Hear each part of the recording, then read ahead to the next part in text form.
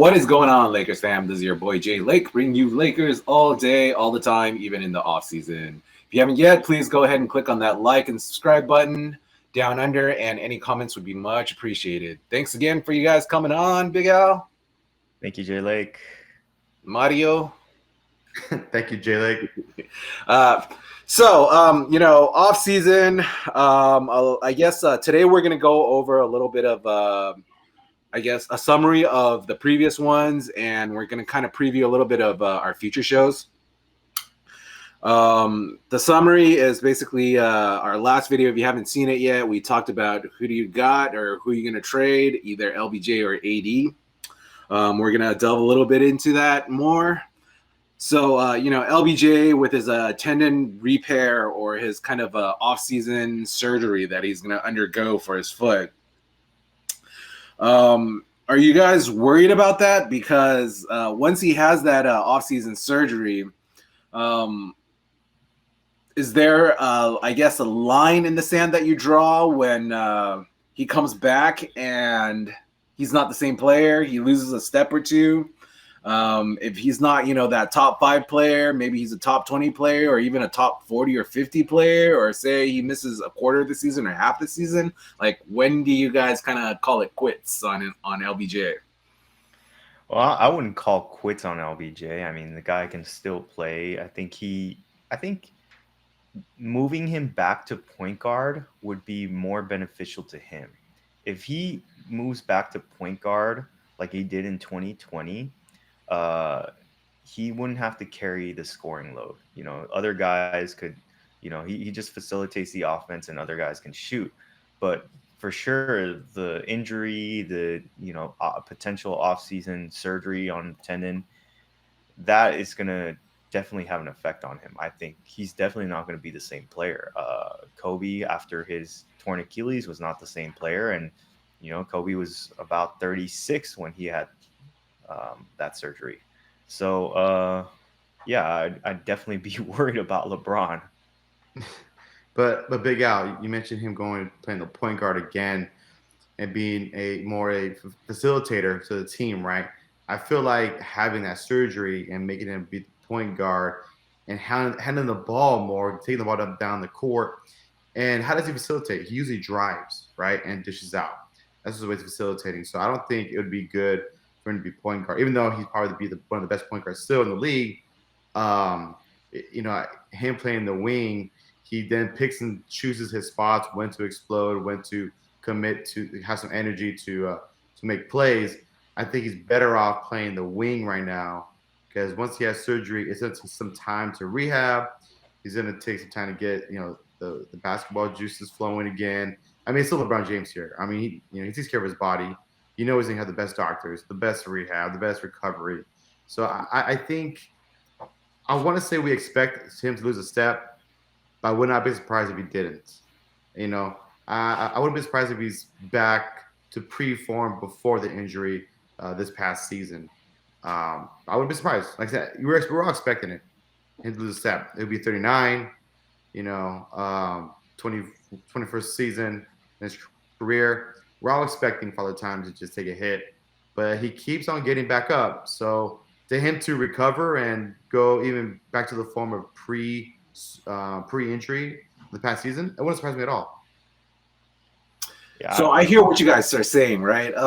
You guys are talking more about his kind of skills, his role. What I'm saying is, when does that pendulum swing? When does that scale kind of tip where you're like, all right, all he's doing is shooting these threes and he's not making them. He's not driving anymore. He's missing like half the season. Like, when is it do you seriously consider trading LBJ? I mean, you could consider trading him now. Like in the last video, I said, I think that if we're going to trade either one of them, I would trade LeBron, because you're going to get value for him now rather than get nothing for him. And, he is a lesser player. He's still, even though he's a lesser player, I mean, people would want him on their team. I'm sure Golden State would want him on their team. So people are going to give assets for him. I think it's unlikely that we trade him after next season when he gets a chance to play with Bronny, wherever that is. I just don't think the Lakers, are that ruthless. They're a very classy organization. They don't just cut somebody that's like a top player like that. They don't just trade him without, consulting him first. I mean, the last great player they traded was probably Shaq, and that was only because they had Kobe on the roster that really wanted Shaq out. Shaq was fat and lazy, and that's why they traded him too. Yeah, I mean, but Kobe didn't really want him like on the team. No, Kobe didn't care. Kobe said if Shaq had his work ethic, they had like 12 rings. Kobe was ready to go to Chicago and ready to join the Clippers, bro. He was. Do you know? He did not do you know when that was? That That was in 07. Shaq left at what? 05? No. Kobe was a free agent in 04. Kobe asked in 04, to get. He was asking to get traded in the season of 07. That's when they brought in Pau Gasol.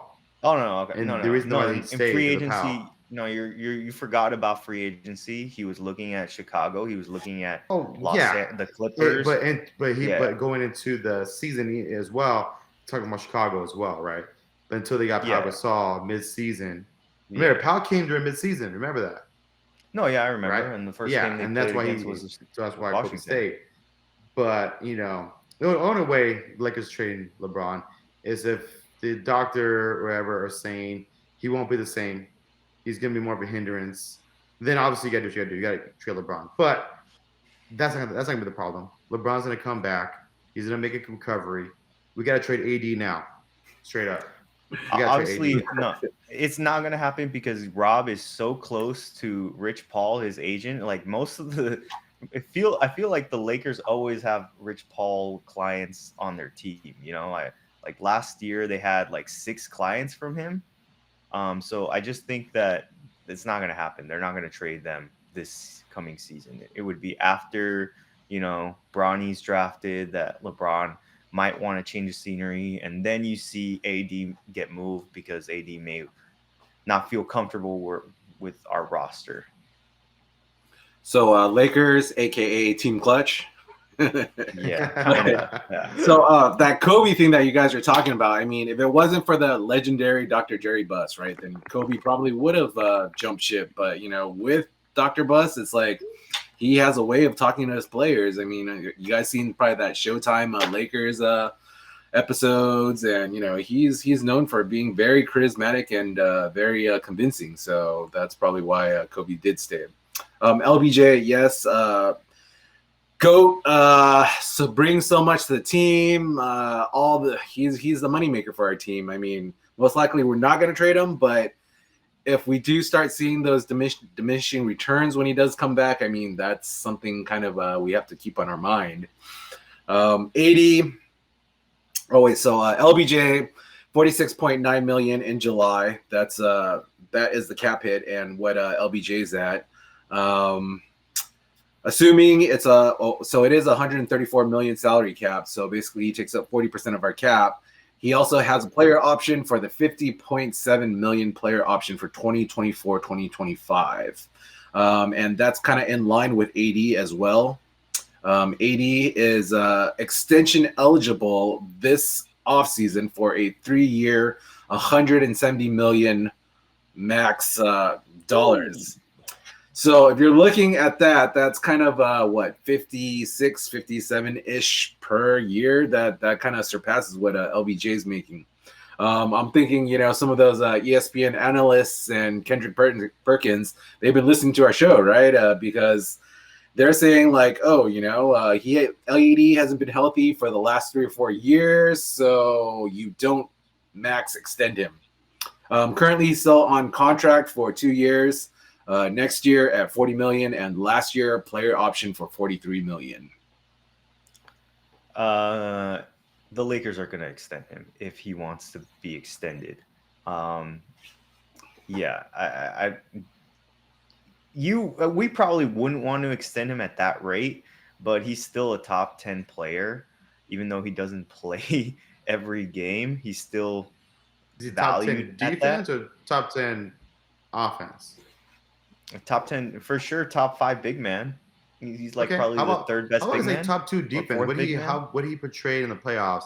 He's top 2, right? He could definitely be a defensive player of the year. I mean, he's been overlooked 2 years. For 2 years, I think in 2020, even in 2021, he wasn't even all defensive team, and then this year didn't make defensive squad either. But everybody knows he's one of the best defenders because he can guard the perimeter and he can guard the rim. So, I mean, if he wins a Defensive Player of the Year, then he's definitely going to be getting that money. Yes, but maybe get someone like him just for defense and getting someone else that's good for offense, right? Like get two for one. Oh yeah, you're talking about that Bam Adebayo and Tyler Hero. Tyler Hero. I don't know. You want to extend that? You want to extend that contract? Want to give him max money for a non? It's not my money. It's not my money, but definitely it would be interesting. Hey, if we go to the games, the Lakers make money. that move. That's true. That is true. All right. So there is also, those articles about Kyrie wanting Dallas to trade for LBJ. Do you guys, is that something you guys are interested in? I don't think they have much to offer besides maybe 1 or 2 first-round picks and a couple players like Max Kleber. If we're giving LeBron, we better get Luka. That's all I gotta say. Because then, other than that, they beat trade rate. To be honest, so we give LeBron, you get us Luka. There's nothing on that roster that I like except Luka. Yeah. And Kyrie, but there's no way that's happening. I think it might. I have a theory that it's Kyrie kind of like trying to, put out there that he wants to be a Mav, and he's trying to get that he wants to play with LeBron, but he's trying to do it for the Mavs. When in reality, he's just open to the idea of playing together again, and it's going to actually be more of an LA thing than LeBron going to Dallas. Well, would you think Cuban would trade to the Lakers? Do you think Cuban would want to help the Lakers at all? Isn't Kyrie a free agent? He's a free agent. It would be a sign and trade. So it would be like for them to get assets back. It'd be a sign and trade. Yeah, because they don't they could lose him for nothing, or they can do a sign and trade and get some assets back. Does he have a player option? I would ask that player option. Pretty sure that he's a free agent, whether that's a player option or he's just a free agent. But because it is different. So if he has to sign and trade, that hard caps us. But if he has a player option, he opts in and gets traded. It does not hard cap us. That's true. I think he's a free agent because he had a player option before, and we were talking about this trade for a while. Last year, not this past season, but the year before that, when Kyrie was a free agent, or when Kyrie had a player option. So in Brooklyn? Yeah, in Brooklyn. Yeah. Okay. There was Kyrie has been on the market for a while. He's been on the market for a while. We've talked about Kyrie joining the Lakers. So we don't want him. Yeah, but after the playoffs, look at what D'Lo did. He didn't show up. At least Kyrie shows up in the playoffs. He may not be there in the season. Has he? What has he done? I mean, when he's healthy, are we just going back to 2016, 2015? I mean, he hit the big shot. He hit the shot to give him the lead. Mario Chalmers hit a big shot too. So I don't know. Yeah, so this Dallas Laker trade is probably all smoke, no fire, right? I mean, we wanted Kyrie, and we were thinking, D'Lo for Kyrie. Yeah, Dallas doesn't want that. They want LeBron. I mean, Maxi Kleber for LeBron. Oh, heck no, right? That ain't happening. So different tiers, for the playoffs, kind of when we bowed out to the Nuggets, when using LeBron's analogy of being games and the higher level you go is like going deeper in the playoffs.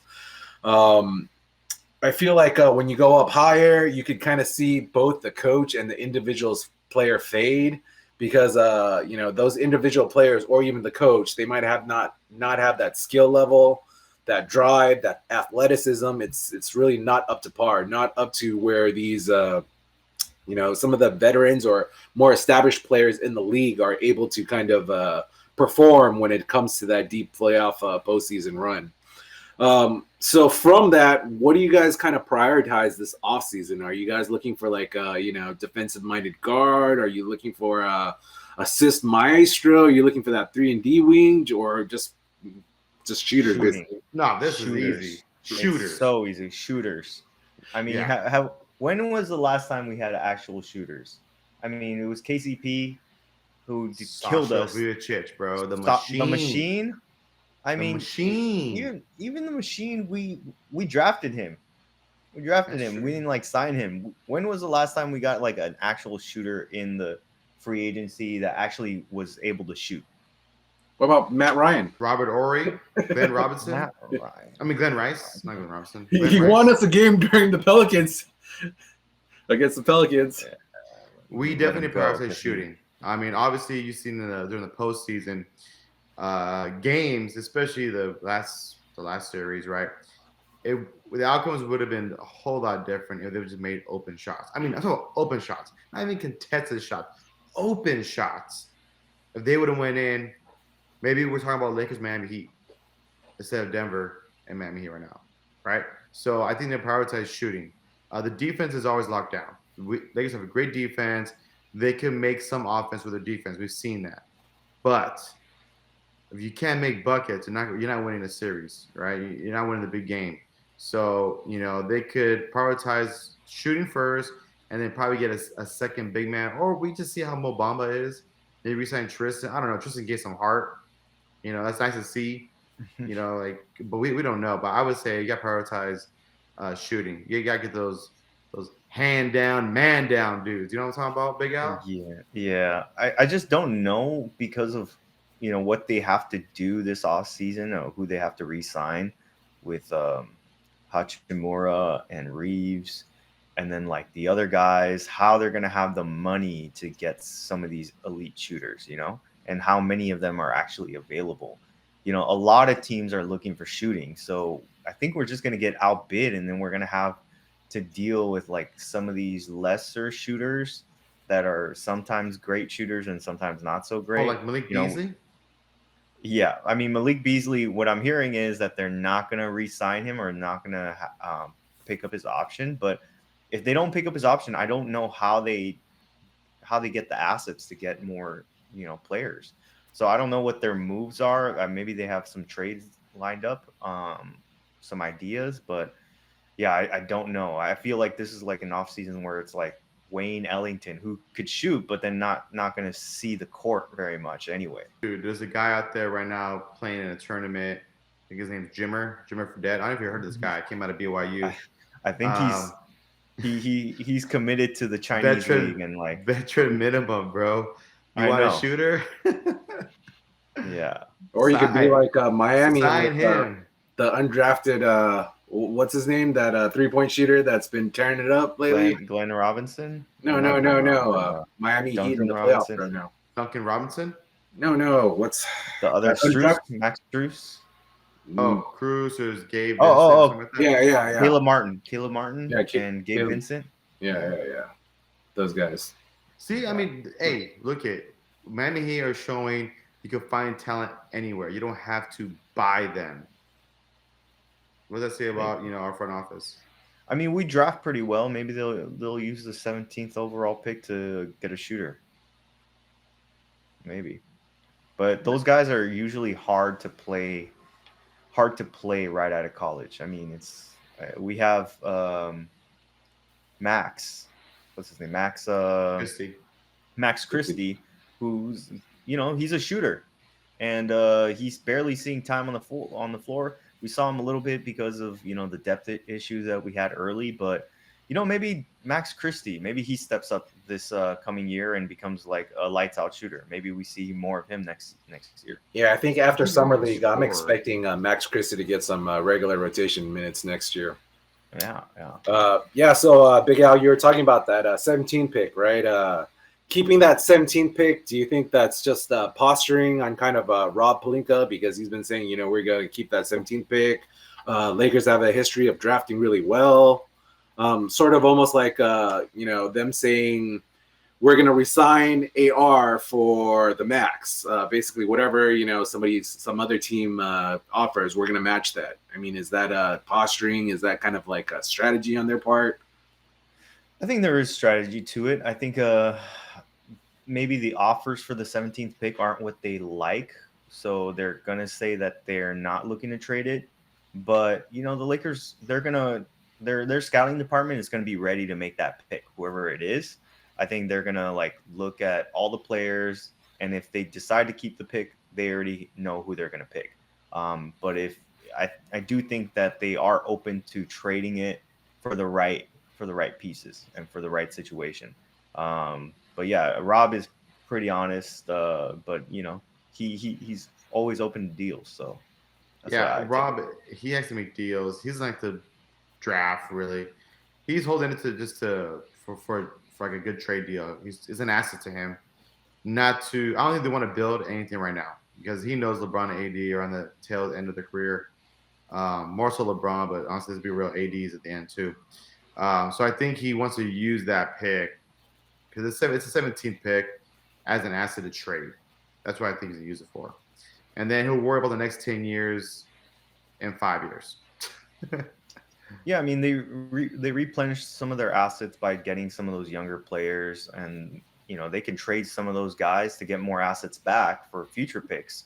Like let's say they decide to trade Beasley, maybe they get some second round picks for him, and then maybe they get a first round pick for Mo Bamba in a sign and trade. Who knows? I'm not sure. There's potential there to recuperate the lost assets that they traded away. So yeah, I do think that Rob's going to do whatever he feels is right, but they are going to try to make that pick. All right, Lakers fam. So in these future videos that we're going to come out with, we're going to break it down some more. We're going to talk about a lot of our free agents, who we should sign and not resign. We're going to talk about the cap and cap space and the implications that has, and we'll talk about the draft and some of the coaches. If you guys have any other questions or you have any comments, just leave them down below, and we'll see you next time. Go Lakers. Go Lakers.